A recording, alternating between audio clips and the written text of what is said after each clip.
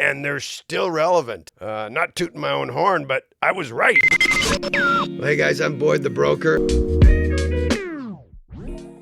So yeah, it was like 3 months ago, and I remember doing a video, and it got a lot of views, and it was perfect storm in real estate. And I felt that there were three main contributing factors, and they're still relevant. And not tooting my own horn, but I was right. And yeah, so I was right. Price reductions, and that's still happening. Price reductions are all over the place, and that just has to do with agents that usually are told by the client what the price of the house is, which should be the opposite. Nothing against clients. I love clients, but the clients don't know what their property's worth, period. That's what real estate agents are supposed to know, is what the property's worth. And I see, less than confident agents, especially agents that haven't had much experience. They're so terrified to give their opinion on a price because they'll think that the seller, if they don't like the price that the agent gave them, will hire somebody else. But you know what? That's what's happened on a lot of these properties, and that's why they're still on the market. And so then you have to do a price reduction. So it's actually a disservice. It really goes against the seller to price it too high and then do a price reduction, because it just looks bad. Because then when I'm representing the buyer, we think, oh my gosh, they tried to get this. They've already got 3 reductions. Well, here, I'm going to give you 4 reductions because we're going to come in way low. So that's bad for the seller. So that just backfired. So your agent needs to securely pick a price that he picks, not the seller. The seller can have a say and he can have an opinion. That's great. But if you're going to pay me a bunch of money, I should know what the property can sell for. And then we're going to market it and we're going to get it. And so there's price reductions everywhere. And, the second thing, which contradicts the first, is multiple bidding. And it's weird because there's still multiple bidding, even though there's tons of price reductions and the interest rates are high. Multiple bidding is truly happening on the properties that are very desirable. So in Manhattan Beach and Redondo Beach, Hermosa Beach, the Riviera, PV Estates, not every property's selling. Not every property's having a price reduction. Not every property's getting multiple bidding. But there's more than usual. And these are the properties. There's so many serious buyers out there. The people that have a lot of equity in their home and they're selling their property, so they've got a really good down payment, or the people with cash. You got to make, you need money to make money. There's that old saying, and a lot of these people want the best property or the best location or the best view. And these are the properties that are getting multiple bidding. Unless they could be the best property and the best view and the best location. But if the broker asks too much as an asking price, then they're not getting multiple bids. But if you price it comparatively with other properties that have sold, but your location's better, your view's better, then you're going to get multiple bidding. And that contradicts the whole point of a down market and price reductions. But it's amazing to watch. And the third thing that's going on, and this is still going on in big time, is deals falling out. I have a thing in my computer where all the beach city properties, Manhattan, Redondo, Hermosa, Torrance, everywhere, PV, all the new properties that come up, we call it a hot sheet.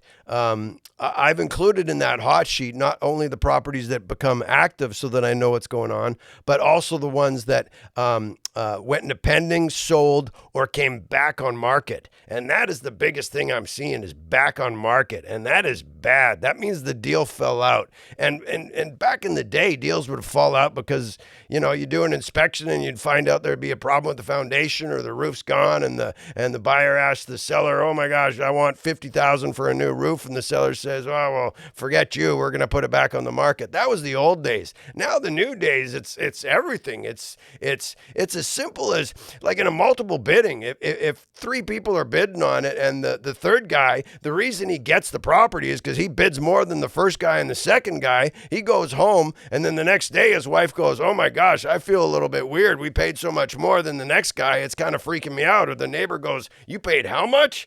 And then, their parents or their dad or their friend at, the water cooler talk at the office, you paid how much for that?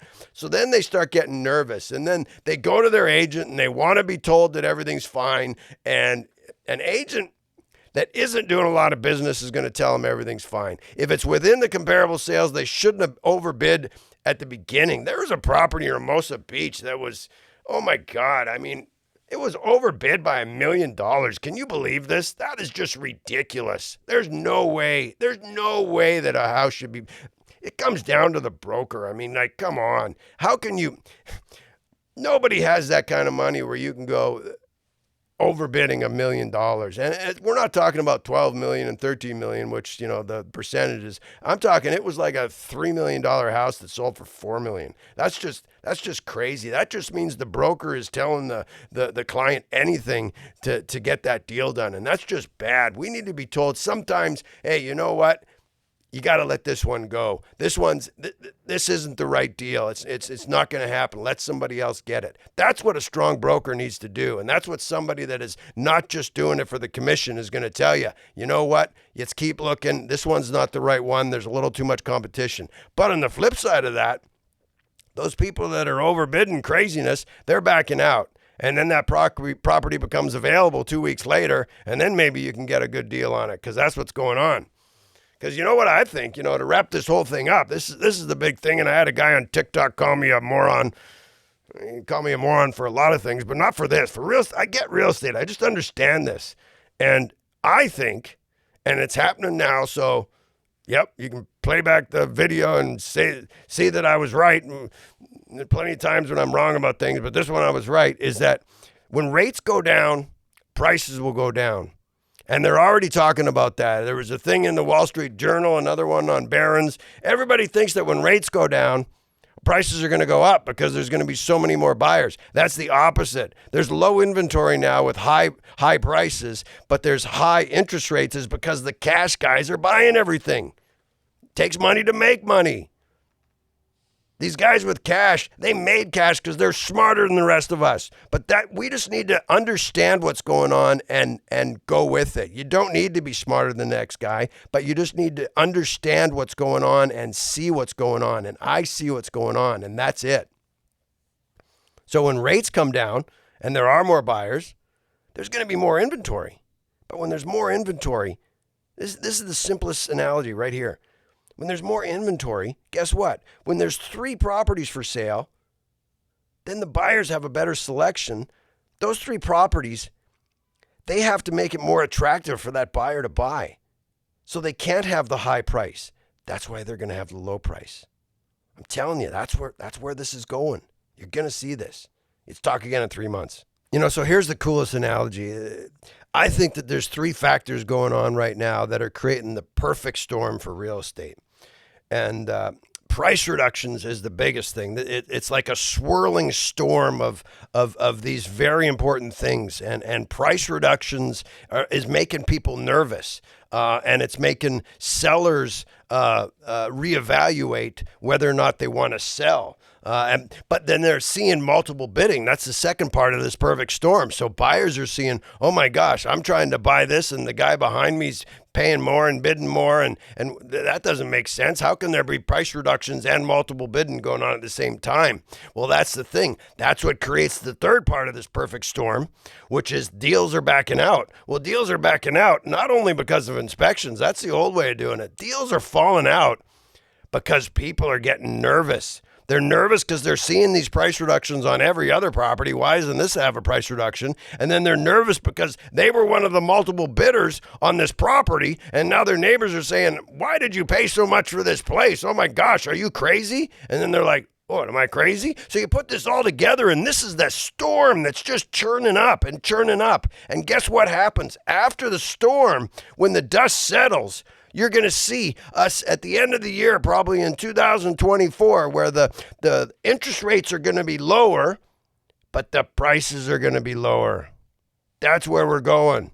So sellers during a perfect storm, you know, every seller says, oh my gosh, yes, I want multiple bidding and that sort of thing. I don't want it to be price reduced, and I don't want the deal to be back, you know, somebody to back out of the deal. Well, great. price it within comparable sales, let me sell your property and advertise the living crap out of it. Putting it on the computer, these agents are they're lazy. They put it on the multiple listing service, which is how we know a property's for sale, and then they walk away. I'm different. I'm a little greedy. I want to bring a buyer to the property. It's a game between me and the next guy who's going to win. And who wins is the seller. But the buyer also wins because if I represent buyer and seller, I'm going to give him full access and have his friends come over, and then I'm bringing electricians and plumbers. I'm doing all this stuff. It's just truly a win-win situation. But in the seller situation, they need to make sure that they're just pricing themselves within comparable sales. It's a decent time to sell because the people that are buying are serious. So that's what I tell sellers. It's a good time to sell.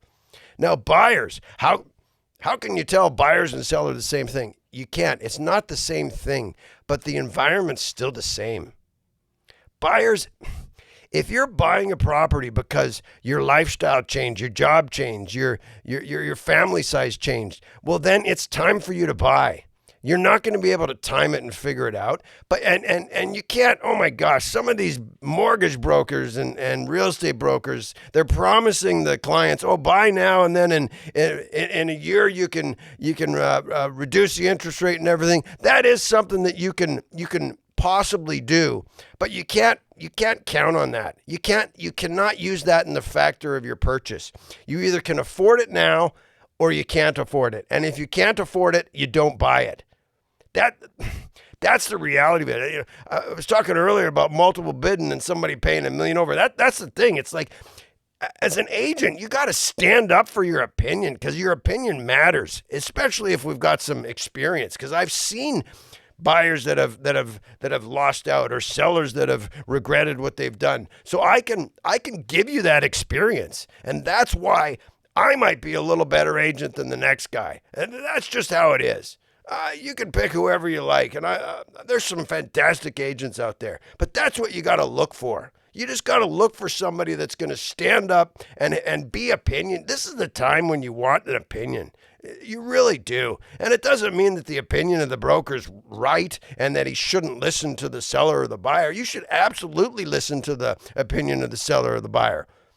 But at the end of the day, you need to be able to provide that opinion. So many brokers are scared of losing the clients that they're going to pick somebody else and move on. Well, if you're scared of that, you shouldn't be in the business. I mean, it should be, you should be aware of it, but you shouldn't be scared of it. So this perfect storm in real estate that I'm talking about, it's truly within, I sell real estate in the South Bay, and the South Bay consists of Manhattan Beach, Hermosa Beach, Redondo Beach, Torrance, and Palos Verdes Peninsula, which is Rancho Palos Verdes and Palos Verdes Estates. I'm really not qualified to talk about the conditions of real estate outside those areas, because that's the crazy part of it. With social media and TikTok, if people are listening to this podcast and they're listening to my opinion, it may not be applicable in New York or Idaho or even Las Vegas. I mean, every area is a little bit different. And so I'm an expert in my area in the South Bay. You want to know something crazy is if I was hired to sell a property, in like Santa Cruz or in Northern California or in somewhere in California where it was outside of my expertise, outside of the areas of that I sell real estate, I'm actually not going to take that listing. I'm going to refer it out because that's how much of a difference it is pricing, even in Northern California to Southern California. And then you move over to a different state or a different part of the country, things are different.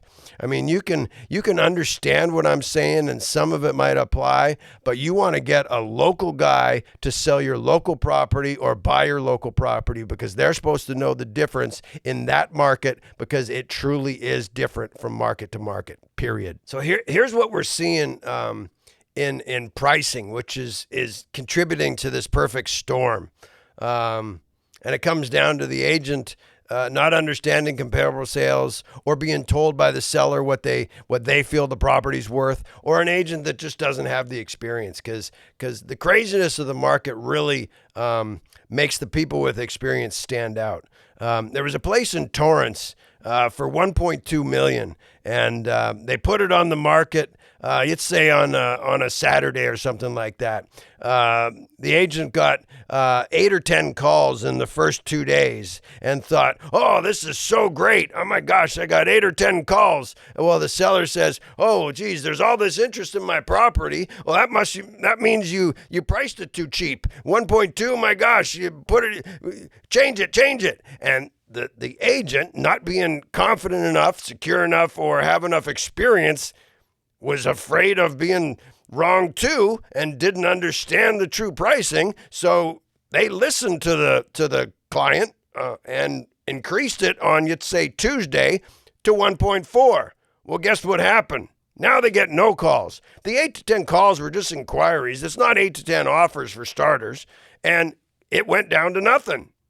And that place sat on the market for maybe another 3 months at 1.4. And I know about this because I had somebody looking in the area. And so it's a place that I would have actually brought the client to and bid on. But when there's that much instability shown from the agent or from the seller or whatever it is, it makes the whole process nervous.